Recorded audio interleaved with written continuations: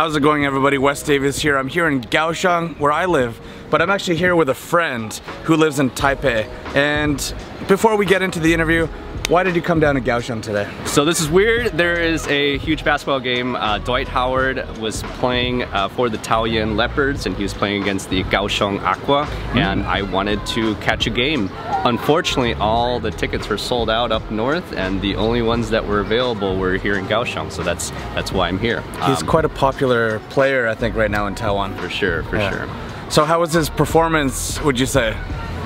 This is shocking, but they are actually, they've lost the last 10 games in a row, and you would think seriously the best player in the league, they would be doing much better, but they are just not playing very well. Do you think it's just a case of he's not gelling with the team that they already has? Perhaps. Okay. No knock against the player, I'm sure he's trying his hardest. For sure, for sure. Anyway, I met Jason a couple of months ago up in Taipei. We were doing the Eddie Live podcast, and you happened to show up. And actually, you had mentioned that you had watched my videos before you came to Taiwan. For sure, for sure. So one of the reasons why I got into YouTube myself was because I watched Wes's videos when I was living back in America. That kind of thing is unbelievable to me, but... You know, I really like Wes's style, I like the places that he was going to, and it was a nice primer for me when I finally did move here 2 years ago. So the places that I went to, I was watching his videos on where to go, where to eat, and to actually get to meet him has been fantastic.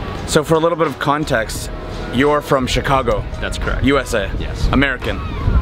But you have Taiwanese heritage. Right. I was actually born in Taiwan. I moved to the United States when I was 3 years old. Actually didn't know that. Okay. Yeah, and then so don't remember much about my life in Taiwan, and so I actually moved back here during COVID 2020 because I wanted to be closer to my parents. COVID just makes you reevaluate your life, and I just felt, you know, parents are getting older. I definitely want to get to know them better, and I wanted to know Taiwan better, get to improve my Chinese, and just felt like this is a great opportunity for me to come to Taiwan. So your parents still live in Taiwan? They do. Oh, okay. Yeah. So you didn't grow up with your mom and dad? They moved back to Taiwan when I was in college. I went to the University of Illinois, and then it was kind of funny. They didn't really even tell me about it. And one day I came home for Thanksgiving break, and there's a for sale sign in my house. No way. Yeah, and so they're like, yeah, see ya, bye. You know, wow. And, headed back to Taiwan. So since they moved, it was probably like a 20-year period that I didn't hang out with them. Did you keep pretty close with them? Did you call them on the phone? We would Zoom every once in a while.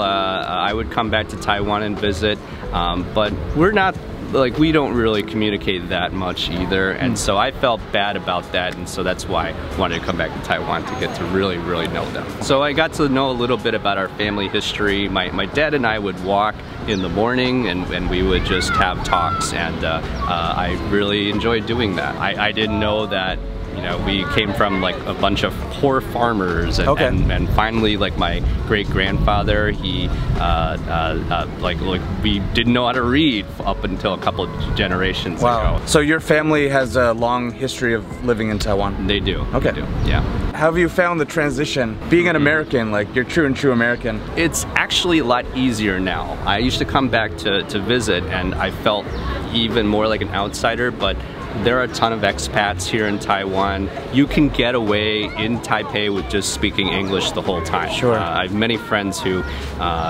don't know any Chinese at all, and they're functioning well here. There are some things that I do miss about America. I know this sounds weird, but I actually miss the snow. We're talking about this a little bit, and I hate driving the snow. I hate shoveling the snow. I hate how cold it is when you get into the car. But just in Taiwan, there's no real seasons. I know. There's a rainy season and then a super hot season, and those are the only differences. But you know, Christmas just came and went, and I was really missing a nice white Christmas. So how have you adjusted to the Taiwanese heat? It's brutal. Luckily in Taiwan now, a lot of the public transportation is air conditioned. Sure. I remember when I first would come back here, the buses weren't air conditioned, and we didn't have an MRT. This was probably, I think the MRT started around 95, around that time. And now I love living in Taipei because it's so accessible. You can go anywhere, Yep. and the MRT is so clean and efficient. So you're a teacher by trade, right? That's correct. This is actually the school representing Hawthorne Middle North.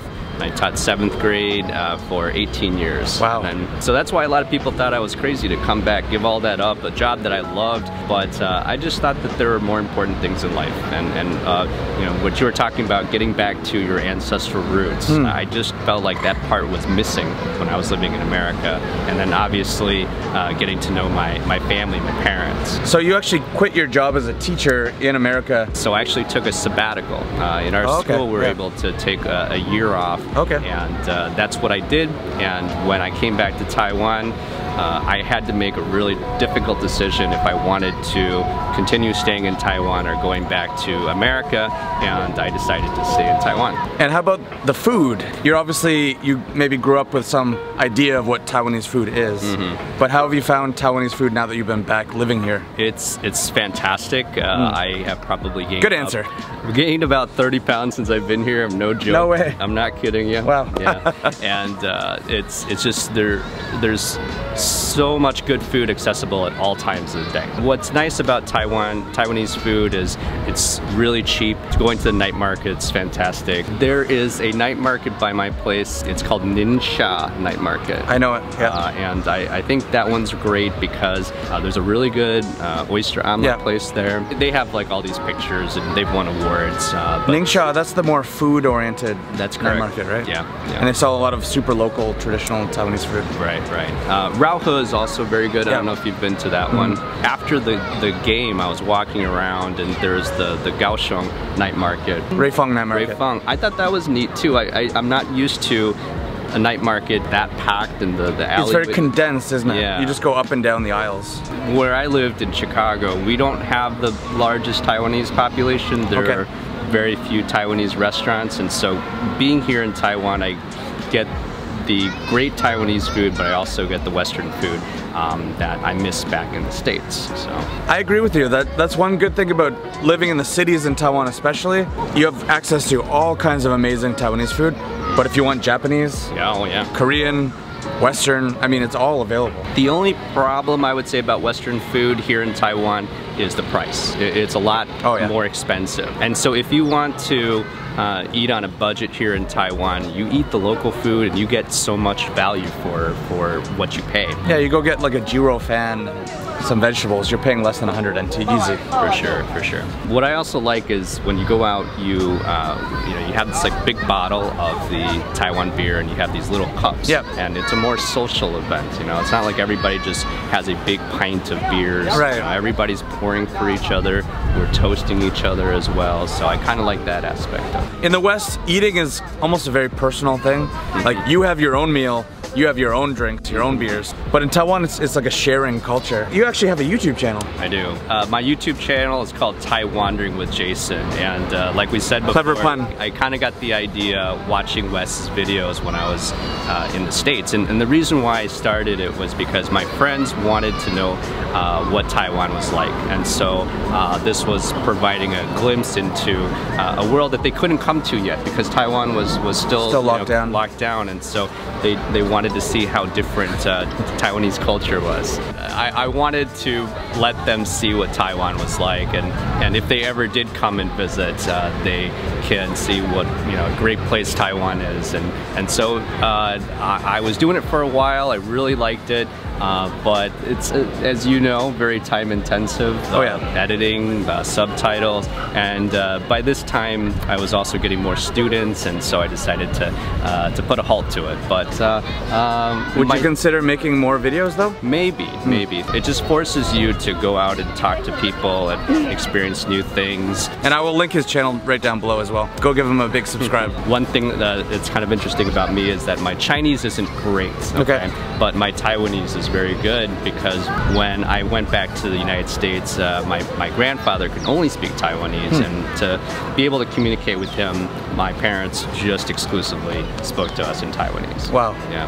So how about your future? Your decision to move to Taiwan, was that a good decision? Absolutely. Absolutely. I would not change it at all. And I've never lived outside of the U.S. I love to travel. I've been to Europe many times, been to South America. Yep. But I've only been there for maybe like a month. Okay. Okay. And so to be able to live in a different country for a couple of years, it's I think and not just traveling, right? Like dig your teeth into it. Right. In terms of my future, I don't know if I'm going to be here the whole time. I'm going to try to give it a few years, but there's always a part of me that draws me back to the States as well too. Yeah, that's normal, I think. Yeah, so go follow Jason on YouTube, and thank you all so much for watching. And as always, see you in the next video. Make sure to like, subscribe, do all those nice things. Take care. Bye-bye. Awesome, man. Awesome.